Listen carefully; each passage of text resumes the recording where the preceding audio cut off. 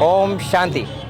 प्रजापिता ब्रह्मा कुमारी ईश्वरी विश्वविद्यालय में आज हम आए हैं महसाना में। ये जो आप मेला देख रहे हैं बहुत ही भव्य मेला है, बहुत ही सुंदर तरीके से सजाया हुआ। पहली बार खासकर गुजरात के एरिया में महसाना क्षेत्र में पहली बार यह मेला सजा हुआ है। जस्ट इसके अपोजिट में बहुत सुंदर मेला के सामने ही आप देख रहे हैं बहुत सुंदर मंदिर है। लोग ये मंदिर देखने के दर्शन के लिए आते हैं, दर्शन करके सीधे हम मेले में चलते हैं। तो आइए चलते हैं मेला में कैसा है, आइए। दोस्तों हम मेला में प्रवेश कर चुके हैं। ये मेला का बहुत ही करीब 3 एकड़ ज़मीन में फैला हुआ ये मेला है, बहुत भव्य। आप सामने यहाँ देख रहे हैं, जब हम मेला के एंट्री में हम जब प्रवेश करते हैं तो इस प्रकार के स्वर्ग की झांकी बनी हुई है। आप ये देख रहे हैं सामने स्वर्ग की झांकी, इसमें देवताएं जो है भ्रमण कर रहे हैं। आइए आपको ले चलते हैं ऐसी दुनिया में जहाँ देवी देवताएं भ्रमण करते हैं और रात के बाद दिन आता है। तो इसी प्रकार से एक ऐसी सवेरा जहाँ देवी देवताएं रास करेंगे और बहुत सुंदर ये नज़ारा आप देख रहे हैं। आप ये जो झांकी देख रहे हैं सामने विश्व महाराजन विराजमान है, क्योंकि वहाँ पांचों तत्व सतो प्रधान होंगे और संपन्न होंगे। तो ऐसी भव्यता दिखाई हुए सोने चांदी के महल होंगे जहाँ देवी देवताएं रास करते होंगे। इसी हिसाब से आपको हम लेके चलते हैं। दोस्तों ये हम जब एंट्री करते हैं गेट के अंदर में, तो इस तरह से फरिश्ता को दिखाया हुआ है कि इस प्रकार से हम शिव बाबा का झंडा के नीचे, शिव बाबा का झंडा आप देख रहे हैं और उसके नीचे में 2 फरिश्ते आपको वेलकम करते हुए। तो आगे हम चलते हैं। आप चारों तरफ आप देख रहे हैं भव्य ये नज़ारा मेला। अभी हम चलते हैं सीधे पंडाल की तरफ। देख रहे हैं बहुत भव्य मेला। ये किस प्रकार से इनका संकल्प चला कि महसाना ज़िले में इस तरह से मेला किया जाए। तो दीदी ये कैसे ऐसा संकल्प चला कि यह मेला बहुत जगह हमने देखा, लेकिन गुजरात राज्य में यहाँ पहली बार ऐसा हो रहा, तो ये संकल्प कैसे आया? प्रजापिता ब्रह्मा कुमारी ईश्वरी विश्वविद्यालय का महसाना सेवा केंद्र, जिसको 50 वर्ष पूरे हो रहे हैं, तो उसकी स्वर्ण जयंती महोत्सव के निमित्त शिव अवतरण से स्वर्णिम भारत इस आध्यात्मिक मेले का आयोजन किया गया, जिसका लक्ष्य है कि समग्र सब जोन उत्तर गुजरात के सभी भाई बहनों तक ये एक आध्यात्मिक संदेश पहुँचे। न सिर्फ उत्तर गुजरात परंतु समग्र गुजरात में इसकी पब्लिसिटी की गई है और लक्ष्य ये है कि समाज के प्रत्येक वर्ग में आध्यात्मिकता के माध्यम से वैचारिक क्रांति आए, उनके जीवन में नैतिक और आध्यात्मिक मूल्य पुनर्स्थापन हो और सुख शांति की अनुभूति कर सके। मेले के अंदर विभिन्न स्टॉल्स के द्वारा आत्मा परमात्मा का ज्ञान, ग्राम विकास, योगिक खेती है तो आज का किसान ये प्राकृतिक खेती करना सीखे। विभिन्न स्टॉल्स के द्वारा खूब सुंदर ज्ञान लोगों को दिया जा रहा है। साथ ही साथ यहाँ पर विभिन्न वर्गों के लिए सम्मेलनों का आयोजन किया गया है। महिला सम्मेलन, जिसमें 2500 महिलाओं ने भाग लिया और बहुत सुंदर ये कार्यक्रम रहा। साथ ही साथ सर्वधर्म सम्मेलन, फिर युवाओं के लिए कार्यक्रम है और एक बहुत सुंदर किसान महासम्मेलन का आयोजन किया गया, जिसमें गुजरात के महामहिम राज्यपाल आचार्य देवव्रत जी ने भाग लिया और बहुत सुंदर प्रेरणाएं प्राकृतिक खेती के लिए उन्होंने किसानों को दी कि हम इन विष मुक्त खेती से बचें और कम लागत में अधिक उत्पादन कर सकें। इस प्रकार से विभिन्न कार्यक्रमों का आयोजन यहाँ पर किया जा रहा है और लोग काफ़ी संख्या में लाभ ले रहे हैं। दीदी ये मेला कब से कब है? ये 13 फरवरी से लेकर के 26 फरवरी तक रहेगा। कितने बजे से स्टार्ट होती है, कितने बजे खत्म होती है? 10 बजे से सुबह रात्रि को 10 बजे तक मेला रहता है, लेकिन लोग जब तक बाहर निकलते हैं 11 साढ़े 11 बजता है। दीदी आप, मैंने सुना है कि आप गांव-गांव में जो सेवा करती है ब्रह्मा कुमारी गीता पाठशाला, कितने गीता पाठशाला, कितने आप सेंटर है आपके पास? महसाना सब जोन के अंतर्गत 38 सेवा केंद्र हैं और 800 से अधिक गीता पाठशालाएं हैं और 22,000 रेगुलर यहाँ के विद्यार्थी हैं। संबंध संपर्क में अगर लेते हैं तो 40,000 भाई बहने। इस सब की पालना आप कैसे करती हो? 38 सेवा केंद्र, उन सभी सेवा केंद्रों पर हमारी बहुत अच्छी से शिक्षित टीचर्स बहने हैं और सभी जो गीता पाठशालाएं हैं, 8 दिन में 1 दिन हर गीता पाठशाला में बहनें जाकर के क्लास कराती हैं। मास में एक बारी उनका संगठन हर एक अपने अपने सेवा केंद्रों पर करते हैं। बीच बीच में सभी सब जोन के भाई बहनों का संगठन मैसाना की तरफ से किया जाता है, जिसमें विशेष ज्ञान, योग, जिसको हम लोग अपनी भाषा में भट्ठी कहते हैं, योग तपस्या भट्ठी के भी आयोजन करते हैं, ब्रह्मा भोजन के कार्यक्रम रखते हैं और विशेष अन्य त्योहारों पर शिवरात्रि, रक्षाबंधन, ऐसे गीता पाठशाला के भाई बहनों को बुलाना, उनको विशेष पालना देना, ब्रह्मा भोजन क्लासेस, तो सभी का बहुत अच्छा हमारा संगठन है।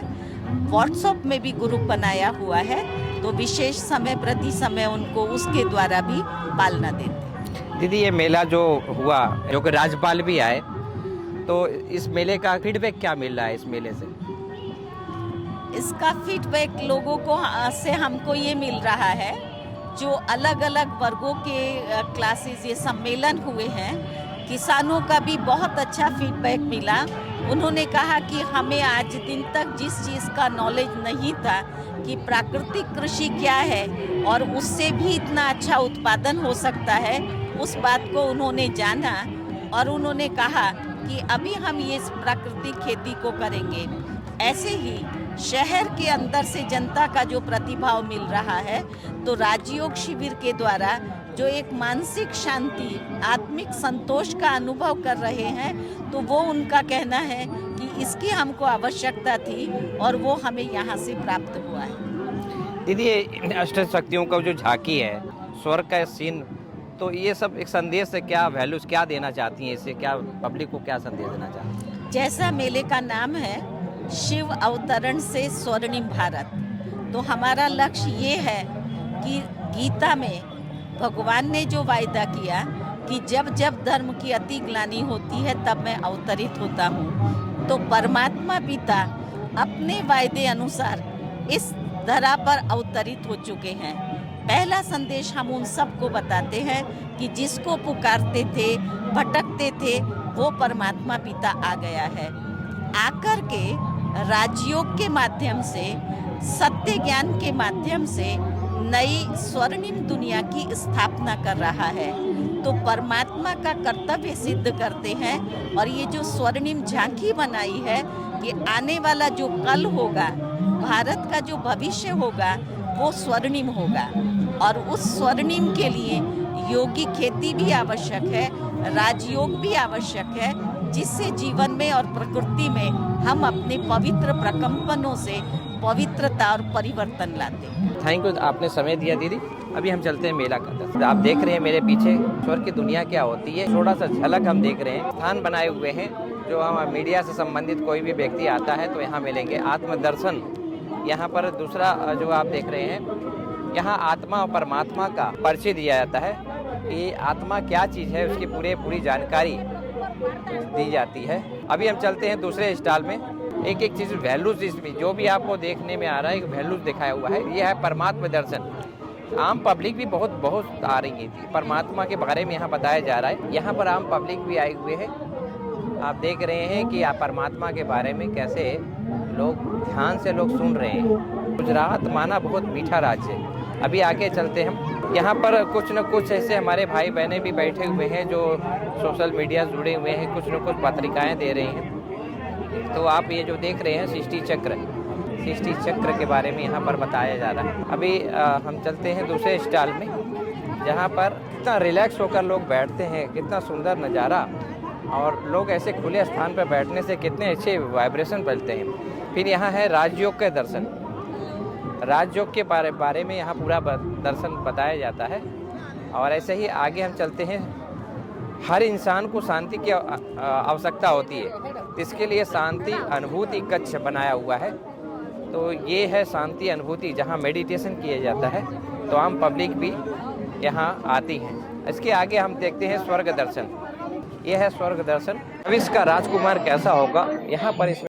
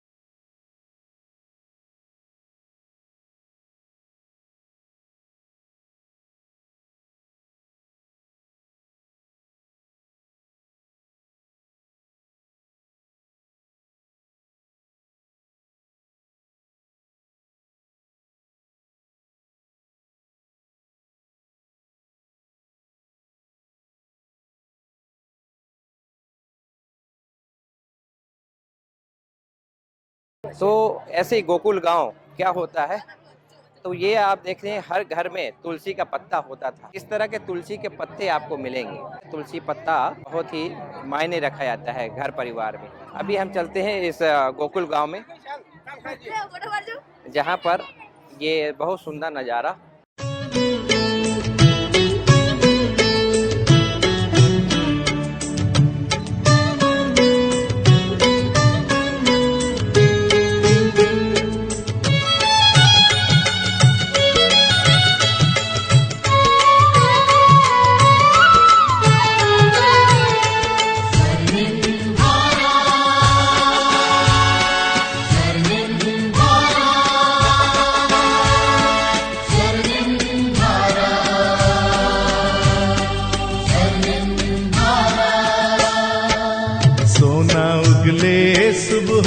सूरज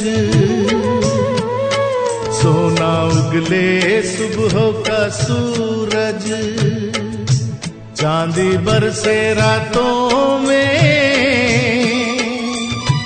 मन भावन वो स्वर्णिम भारत, मन भावन वो स्वर्णिम भारत, आन बसा है आँखों में। सोना उगले सुबह का सूरज।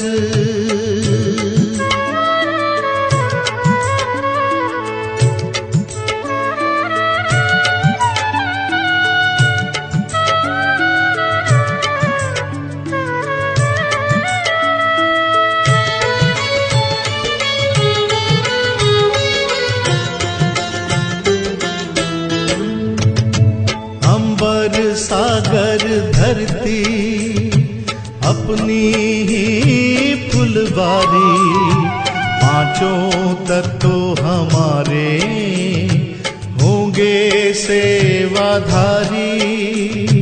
अंबर सागर धरती अपनी ही फुलवारी, पांचों तत्व हमारे होंगे सेवाधारी। हंसते गाते मौसम बजते, हंसते गाते मौसम बजते, घुंघरू से बरसातों में। सोना उगले सुबह का सूरज।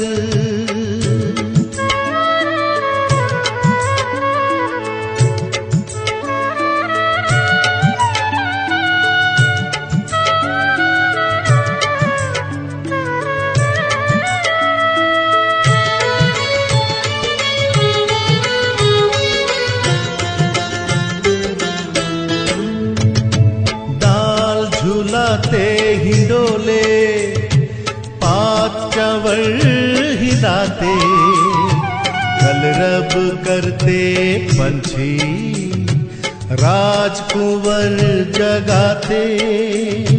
डाल झूलाते हिंडोले पात चंवर हिलाते, कलरब करते पंछी राजकुंवर जगाते।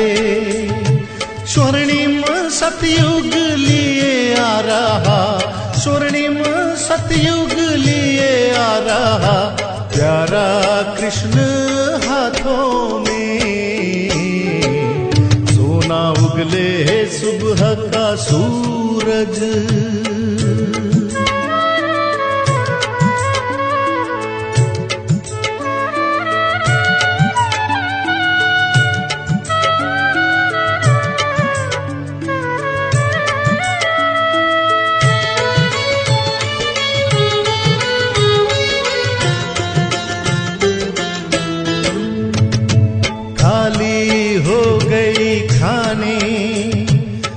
संकल्प भरेंगे। दोस्तों, ये जो गोकुल गांव आदर्श ग्राम जो है बहुत अच्छा आप देखें, इसमें हमारे शीतल बहन बहुत बड़ा अच्छा भूमिका निभा रही हैं। इसमें सबसे बड़ा योगदान ये दे रही हैं। यहाँ पर जो जिसको भी जो सेवा मिली हुई है, दीदी ने एक एक स्टॉल दे दिया, एक स्थान दे दिया, भाई आप इसको संभालो।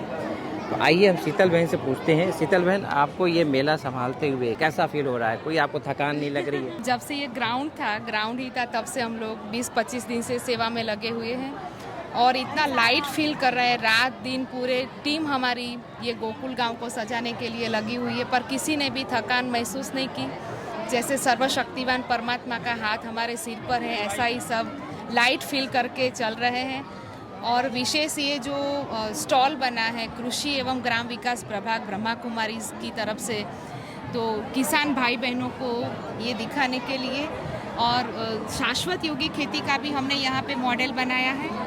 और गोकुल गांव में क्या होना चाहिए, तो विशेष जो 4 बातें हैं, स्वास्थ्य, साक्षरता, स्वनिर्भरता और स्वास्थ्य, तो उनका पूरा मॉडल के रूप में वहाँ पे दिखाया है। और खेती का भी हमने मॉडल दिखाया है। टोटल आपके जो बाबा के बच्चे हैं इसको संभालने वाले टोटल कितने हैं? यहाँ पर 20 लोग हैं। पूरे 15 दिन के लिए यहाँ सेवा में ही रुके हुए हैं, तो बहुत दिल से सब सेवा कर रहे हैं। और भोजन की, रहने की व्यवस्था भी दीदी ने सबको यहाँ आसपास सब घरों में दी है। भोजन भी यहाँ सबका साथ में होता है। आप इतने दिन से यहाँ पर सेवा कर रहे हो, आपको क्या फील हो रहा है? बहुत ही अच्छा फील हो रहा है। और जब लोग आते हैं दिल से समझते हैं, कुछ सीख के जाते हैं। ये डिस्ट्रिक्ट लेवल पर भी ऐसे कितने लोग हैं जिनकी गाँव में खेती है, तो ये गोकुल गांव के स्टॉल को भी सब बहुत दिल से देख के जाते हैं और वो अपना प्रतिभाव दे करके जाते हैं कि हम भी यहाँ से कुछ सीख के गए हैं, अपने जीवन में कुछ अपनाने की कोशिश करेंगे। शीतल बहन, अब गाँव की सेवा कैसे करती हो आप?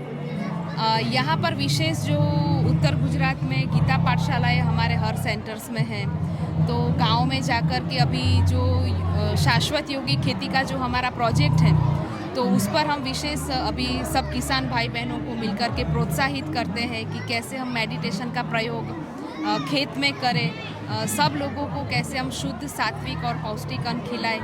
तो बहुत सारे किसान भाई बहन इससे प्रोत्साहित होकर के ये संकल्प भी ले रहे हैं कि हम अपनी खेती में ये प्रयोग करना चालू करेंगे।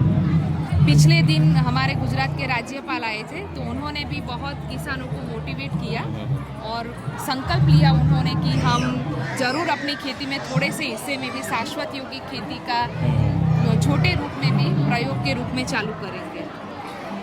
आपका जो टीम वर्क है मुझे बहुत अच्छा लगा शीतल बहन, और बहुत ही सुंदर आपने व्यवस्था करके, थैंक यू। और ये जो आप कर रही हैं, मतलब एक पुण्य की सेवा कर रही हैं इतने लोगों का, इसका फीडबैक क्या मिल रहा है आपको? सब बहुत खुश होकर के जा रहे हैं। मतलब ये जितने भी लोग हैं तो अच्छा अपना प्रतिभाव दे करके जा रहे हैं, और बाहर जाकर के भी वो लोगों को भेजते हैं कि नहीं जाओ, ये देखने जैसा है।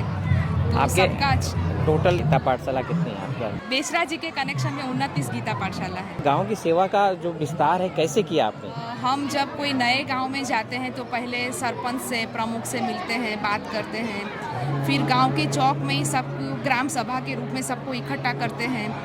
फिर जो हमारा 7 डेज कोर्स है वो करवाते हैं, उनसे मिलते हैं, तो एक फैमिली लगने लगती है उनको भी हमारे साथ, वो भी अच्छा फील करते हैं। फिर धीरे धीरे उनसे परिचय में आते आते फिर गीता पाठशाला हम वहाँ पे शुरू करते हैं। तो हमारे अंडर में, बेचरा जी के अंडर में 29 गीता पाठशाला है। वहाँ गीता पूरे महसाना सब जोन में 800 गीता पाठशाला। इससे पुण्य सेवा से दुआएं तो मिलती है, भाग्य जमा होता है। बहुत बहुत थैंक यू। यहाँ के जो दर्शक हैं उनसे भी हम आपको मुलाकात करवाते हैं, आइए चलते हैं। हाँ सर, नमस्ते। इस मेला को देखा, कैसा लग रहा है आपको? ये मेला अगर एक लाइन में बताऊं तो इतना खूबसूरत और इतना शानदार है कि यहाँ से जाने का मन नहीं कर रहा है। बहुत ही भव्य है। और इस मेले में मुझे ये चीज़ पता चली कि आजकल जो हम चकाचौंध वाली ज़िंदगी जी रहे हैं और हम अपने ग्राउंड रूट से बहुत दूर होते जा रहे हैं, वो यहाँ पे आके देख के लगता है कि नहीं, ये बेसिक चीज़ें हैं जो कहीं ना कहीं हम मिस कर रहे हैं। आजकल हम एसी में रह रहे हैं और बहुत न्यू टेक्नोलॉजी के ऊपर जी रहे हैं। तो यहाँ पे देखने को मुझे मिला कि गांव कैसा होता था और गांव में कितनी सभ्यता और संस्कृति होती थी। तो आप दादा के पास भी आप जाते थे तो ऐसा दुनिया देखते थे दादा जब के पास बचपन जा थे सकते थे, लेकिन अब क्या है कि गांव से भी सारी चीज़ें विलुप्त हो रही है। लोग इसके ऊपर फोकस कोई नहीं करना चाह रहा, खेती करना कोई नहीं चाह रहा है, तो वो कहीं ना कहीं चीज़ें छूटती जा रही हैं और लोग उसको छूटते जा रहे हैं। तो यहाँ पे आने के बाद ये लगता है कि नहीं, कहीं ना कहीं उस चीज़ से हमें जुड़े रहना चाहिए और उसमें बहुत प्रॉफिट है और उसको हम नए टेक्नोलॉजी से या नए कॉन्सेप्ट से करें तो बहुत सारी चीज़ें उसके द्वारा भी की जा सकती है। वो चीज़ मैं यहाँ पे आके देखा और सीखा। तो यहाँ आप क्या लेकर जाएंगे इस मेला से? जैसे मैं उस सेक्शन में गया जहाँ पे मैं देखा कि ये गांव है और वो देख के मुझे एक लाइन याद आया कि गांव मेरा मुझे याद आता रहा। तो कहीं ना कहीं गांव की तरफ मैं जब भी 2, 4, 5 साल 10 साल में जब मैं कभी कमा के और एक सेविंग कर लूँगा तो मैं गांव की तरफ मूव करना चाहूँगा कि जाके खेती करें और उस चीज़ को दोबारा से रिजुविनेट किया जाए, दोबारा से चालू किया जाए, रिटर्न जर्नी। हाँ, कि वहाँ पे जाके और खेती करें और उस चीज़ से जुड़े रहें, खेती करें ना अगर अपने ग्राउंड से जुड़े रहें। यहाँ पे ये चीज़ मुझे पता चला, कितने ही बड़े हो जाइए रूटेड रहिए हमेशा। दोस्तों जब पैर हमारा ज़मीन से जुड़ा रहता है ना तो Right. सोचने का भी आकाश बहुत अच्छा होता है। तो दोस्त हमारे बहुत अच्छा बात बताए उन्होंने कि हम भले शहर में हैं लेकिन हम गांव बनाएंगे। Right, बचाएंगे। definitely. तो ये मेला से इनको प्रेरणा मिली। असली ज़िंदगी वही है। असली बहुत बहुत धन्यवाद सर। Thank you. दोस्तों हम मेले में हैं और मेला में मेले जैसा नज़ारा है। तो यहाँ बच्चे आराम से खेल रहे हैं, फ़ोटो खिंचवा रहे हैं इस तरह से। और सामने आप जब देख रहे हैं कुंभकर्ण, लोग लाइन लगाए हुए हैं, अपना जाने का इंतज़ार कर रहे हैं। निजानं स्वरूपं शिवोऽहं शिवोऽहं ज्ञान स्वरूपं शिवोऽहं शिवोऽहं। ये कुंभकर्ण का यहाँ दिखाया हुआ है कि कैसे ज्ञान आयोग से क्या है, हर समस्याओं का समाधान इस वैल्यू गेम में बताया हुआ है। तो यहाँ पर जीवन में गुणों का महत्व क्या है, इसकी आम पब्लिक यहाँ खेल रही है, उसके बारे में हमारी दीदी बता रही हैं। ये इस प्रकार से आध्यात्मिक प्रेम और शांति सौहार्द के लिए यहाँ शक्तियाँ क्या होती है, उसकी खेल क्या होती है, वैल्यूज़ के प्रति यहाँ पर बताया हुआ है। बच्चे जो हैं 16 कला संपूर्ण, ये बच्चे आप जो हैं ये लो ले लो, हाँ फेंको फेंको फेंको। सांप और सीढ़ी का गेम है जहाँ पर बच्चे खेलते हैं। हम बचपन में सांप और सीढ़ी का गेम होता था, वैल्यूज का है सांप और सीढ़ी का गेम, जहाँ पर आम बच्चे लोग खेल रहे हैं तो उनको बड़ा ही आनंद आ रहा है। मानसिक समस्या, संबंधों में सुधार, सफलता, स्वास्थ्य, संस्कार, परिवर्तन के बारे में इस गेम में बताया जा रहा है। आगे हम आपको बताएंगे, आम पब्लिक आ रही है, जल की भी व्यवस्था किया गया है ताकि किसी को दिक्कत न आए तो जल भी पी सकते हैं, हर तरह की व्यवस्था किया हुआ है। अगर किसी को शांति का योग तपस्या कर बैठना है तो मेडिटेशन रूम भी बनाया हुआ है। ब्रह्मा कुमारी का बैलूम जो चारों तरफ से उड़ता हुआ दृश्य, ऐसे बच्चे खेलते हुए ऐसे गोकुल गाँव में जाएंगे। हाँ, कैसा लग रहा है? अच्छा लग रहा है? क्या विशेष आप लेकर जाएंगे इस मेले से आप? हाँ, कैसा लगा आपको भाई? मेला बहुत अच्छा लगा। आपका शुभ नाम? विकास। आप कहाँ से आए हैं? मैं राजस्थान से, बट सर्विस है मेरी यहाँ पर। अच्छा, मैसाना में सर्विस करते करता हूँ। तो ये मेला से क्या आप प्रेरणा ले रहे हैं? कि अपने जीवन में जो मूलभूत जो अपने गुण हैं वो अपने जीवन में उतारने चाहिए, कभी उनको भूलना नहीं चाहिए। यही अपनी समृद्धि के लिए और ऐश्वर्य के लिए ज़रूरी है, आगे की वृद्धि के लिए। इतने सारे गेम्स हैं या कुछ भी, कौन सा चीज़ सबसे अच्छा लगा आपको? इधर ये था बच्चों के लिए, जो था बच्चों को सिखाने के लिए मेन, तो कि बच्चों को जीवन में क्या क्या सीखना चाहिए, वैल्यूज़ वगैरह जो है, उनके गुण वगैरह, क्योंकि आजकल स्कूलों में इतना वैल्यूज़ पे कोई ध्यान देता नहीं है आजकल। तो ये सबसे बड़ी चीज़ है, बढ़िया चीज़ थी कि वैल्यू गेम थे इधर। वाह वाह, अच्छा लगा आपको? अच्छा लगा। यहाँ पर जो है चैतन्य अष्ट देवियों की झांकी बताई जाती है। ये पर्दा खुलता है और 15 मिनट की यहाँ झांकी होती है। भारत भूमि पर अवतरित होते हैं।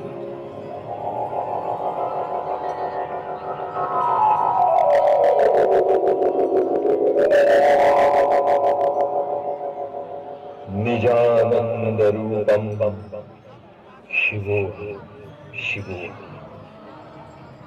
ज्ञान स्वरूपम शिवो शिवो प्रकाश स्वरूपम शिवो शिवो। प्रजापिता ब्रह्मा के द्वारा एक अनोखी ही विधि अपनाई। उन्होंने जन्म जन्मांतर से प्रताड़ित, अपमानित और निरा अबला समझी जाने वाली नारी को आत्मज्ञान का बोध कर और उन्हें आत्म सम्मान देकर उनके अंदर सन्निहित सुषुप्त शक्तियों को जागृत किया। एवं ज्ञान कलश प्रदान कर सृष्टि परिवर्तन के इस महान पावन कार्य के लिए आगे बढ़ाया और उन्हें आध्यात्मिकता की देवी के रूप में जग में प्रत्यक्ष किया। आइए हम चलते हैं आगे बाबा अमरनाथ का दर्शन करने के लिए। ये है अमरनाथ यात्रा। बहुत सारी यात्रा करते हैं लेकिन ये अमरनाथ यात्रा बहुत ही यूनिक है, क्योंकि यह यात्रा में बहुत सारे आपको दर्शन होंगे तीर्थ का। आइए, तो पहला है सोमनाथ, जो गुजरात का बहुत फेमस स्थान है। यहाँ पर हम दर्शन करते हैं परमात्मा का, और इसी प्रकार से हम आगे भी चलते हैं और जीवन में आने वाली चुनौतियों को सामना करने के लिए परमात्मा हमें शक्ति देता है। ऐसे है मल्लिकार्जुन। हम चलते हैं महाकालेश्वर मंदिर। पूरी यात्रा में ये महाकालेश्वर का ये दर्शन इस प्रकार से लिंग दिखाया हुआ है, सोम महाकालेश्वर मंदिर। तो ये आप देख रहे हैं टेम्पल। लिंग की आकार भी अलग अलग है, ऐसा नहीं कि एक ही प्रकार का लिंग है। यहाँ हम केदारनाथ, बद्रीनाथ हर जगह जाते हैं, तो ये केदारनाथ का एक छोटा सा, आप केदारनाथ जाएंगे तो एक छोटा सा पत्थर रखा हुआ है जो केदारनाथ की मान्यता है। ऊपर जाए भीमा शंकर टेम्पल है, जो बहुत ही छोटा सांप के बहुत शॉर्ट और स्वीट में दिखाया हुआ है। तो हम अमरनाथ तो यात्रा इतना दूर नहीं, लेकिन हम महसाना में आकर अमरनाथ यात्रा कर सकते हैं। जय भोलेनाथ। भोलेनाथ। तो ठंडा भी लग रहा है और पूरा एयर कंडीशन है। वहाँ नेचुरल एयर कंडीशन है, यहाँ पर आर्टिफिशियल है। तो एक बहुत अच्छा यहाँ पर भव्य हमारी देवी जो हैं सेवा कर रही हैं। ऐसे विश्वनाथ मंदिर है, यहाँ भी दिखाया हुआ है विश्वनाथ का मंदिर। आगे हम चलते हैं देवेंद्रम।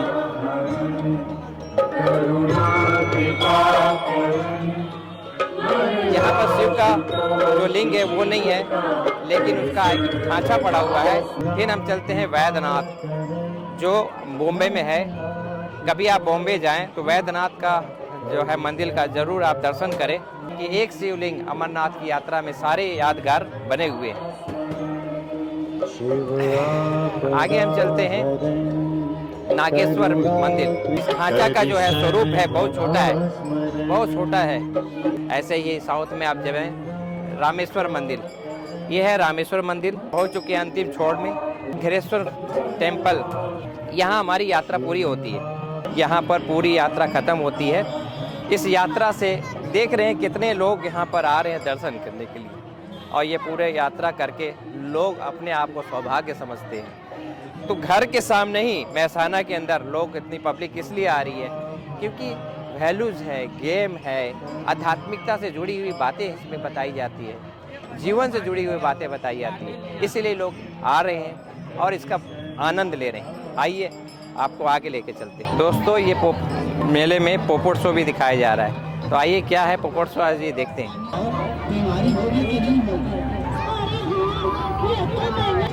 क्यों सोचोगे कि अकल में तो है, ये तो आजकल बच्चा क्या बच्चा बताओ। कम उम्र के 90% लोग हैं जो व्यसन करते हैं। व्यसन में तंबाकू, बीड़ी, दारू, गुटखा, सिगरेट और ड्रग्स का यूज़ करते हैं।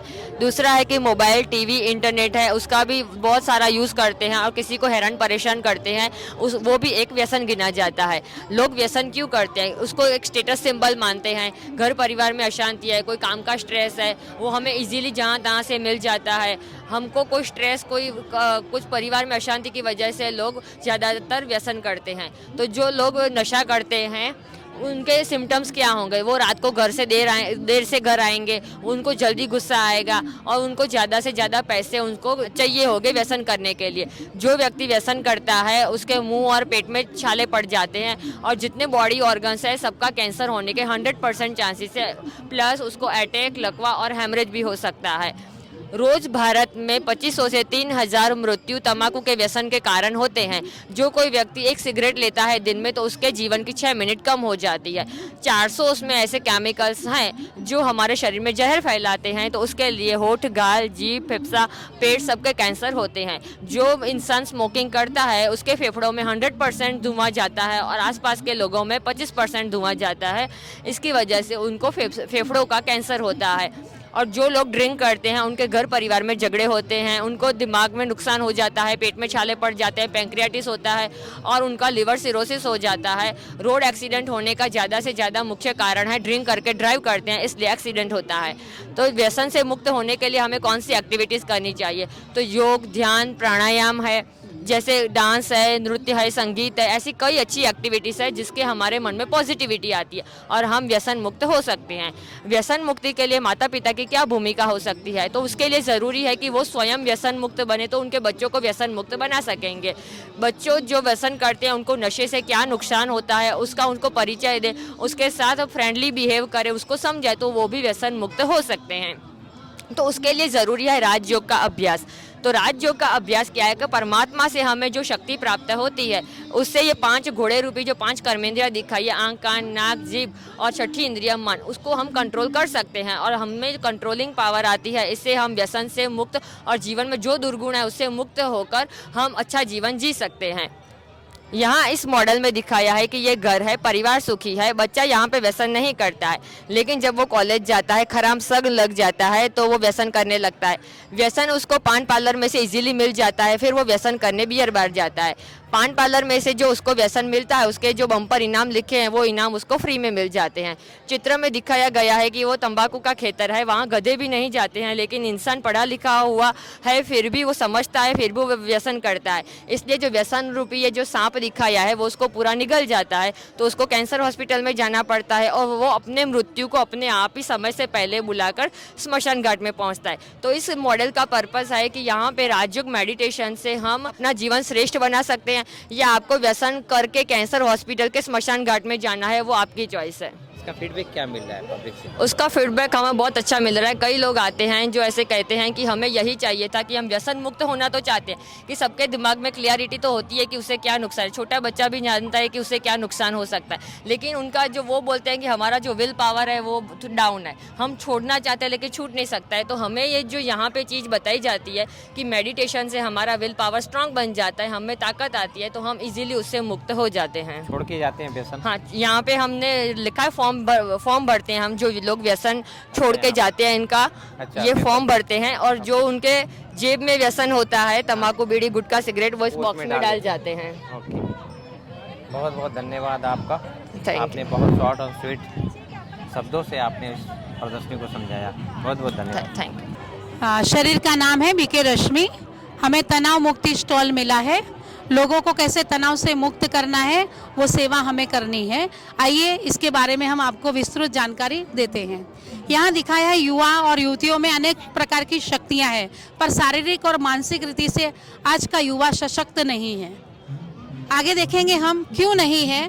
तो आज के जो युवा युवतियाँ हैं वो काम, क्रोध, लोभ, मोह, अहंकार जैसे विकारों से जकड़े हुए हैं। साथ में टीवी और मोबाइल में भी इतने रचे पचे रहते हैं ताकि वो अश्लील दृश्य देखते हैं, ताकि तनाव बढ़ता है। नकारात्मकता भी मोबाइल, टीवी और न्यूज़पेपर में इतनी आती है कि उसका तनाव बढ़ता जाता है, जिसके कारण लोग व्यसन की तरफ चलते हैं और नकारात्मकता बढ़ती जाती है। जैसे नकारात्मकता बढ़ती है, मानसिक तनाव होता है। मानसिक तनाव होने के कारण हाइपोथैलेमस ग्लैंड और पिट्यूटरी ग्लैंड है, उसके अंदर बढ़ोतरी होती है और उसकी असर एड्रिनल और लिम्फ नोड पर पड़ती है, ताकि जो हमारी शारीरिक शक्ति है वो धीरे धीरे नष्ट होती जाती है और रोग प्रतिकारक शक्ति कम हो जाती है। अब जब हमारा तनाव बढ़ता जाता है उसका मस्तिष्क पर क्या प्रभाव पड़ता है, तो ये लक्षण अगर हमारे अंदर दिखाई दे तो समझना अंदर तनाव है, और ये तनाव अपने सारे मस्तिष्क के अंग को तकलीफ देता है और कई बार कई मस्तिष्क की नलिकाएं टूट भी जाती हैं। तनाव से क्या होता है, तो अंतःस्रावी जो ग्रंथियां हैं उसके ऊपर भी असर होती है। उसमें कोई बार कम होती है तो कोई बार ज़्यादा उसका स्राव होता है, जिसके कारण थायराइड, एड्रिनल ग्रंथि, पैंक्रियास, ओवरी पर उसकी असर होती है। तो थायराइड जैसे एसिडिटी और बीपी जैसे रोग भी होते हैं। इसीलिए तनाव को तो दूर करना ही है। यहाँ दिखाया है कि शारीरिक रूप से स्वस्थ कौन, तो जिसको शुभ विचार आते हैं सारे दिन में, नेगेटिव थॉट्स कम आते हैं, गहरी नींद होती है उसकी, संतुलित आहार होता है और शारीरिक व्यायाम जो करते हैं वही शारीरिक रीति से स्वस्थ होते हैं। अब मानसिक रीति से स्वस्थ कौन होता है, तो जिसका मन संतुलित होता है वही मानसिक रीति से स्वस्थ होता है। तो जब हम वास्तविकता को समझते हैं कि मन क्या है, तो हम अपने को समझते हैं हम आत्मा है, शरीर नहीं है, और आत्मा की सूक्ष्म शक्ति मन है। तो मन को जब हम संतुलित करेंगे, जब हम वास्तविकता को समझेंगे, तो जो भी काम करेंगे हम सावधानी से करेंगे। साथ में शुभ विचार भी हमारे बढ़ते जाएंगे, अथक पुरुषार्थ होगा, सामाजिक उत्तरदायित्व जो होता है उसकी हम अच्छी रीति से पूर्ति कर सकेंगे और हानिकारक आदतों से मुक्त होंगे, जिससे हमारा स्व का विकास होगा। यहाँ बताया है कि बहुत धन के पीछे हम भागते हैं तो भी तनाव बढ़ता है, कम धन है तो भी तनाव बढ़ता है, बहुत लोकप्रिय और मान शान सत्ता चाहिए तो भी तनाव बढ़ता है। इसीलिए मन को स्थिरता में और संतोष होना चाहिए। कहते हैं संतोषी नर सदा सुखी। और हम अगर राजयोगा मेडिटेशन करेंगे तो उससे क्या होता है कि सुबह 4 से 5 हम परमात्मा पावर हाउस है, उसके साथ जब कनेक्शन लगाते हैं तब सदाकालीन सुख और शांति की अनुभूति होती है। तो राजयोग करने से तनाव से हम मुक्त होते हैं। ओम शांति। यहाँ नारी सशक्ति के ऊपर में बहुत अच्छा समझाया गया हुआ। यहाँ पर स्टॉल में एक एक प्रदर्शनी जो भी समझाई हुई, नारी को कैसे सशक्त बनाए, उनके जीवन में कैसे स्पिरिचुअलिटी का विकास हो, इसके ऊपर में पूरा ये प्रदर्शनी समझाई गई है। आइए आगे चलते हैं। यहाँ साहित्य का सेल होता है ताकि वो लोग अपने जीवन में साहित्य पढ़कर जीवन में सार्थक जीवन में अपनाएं।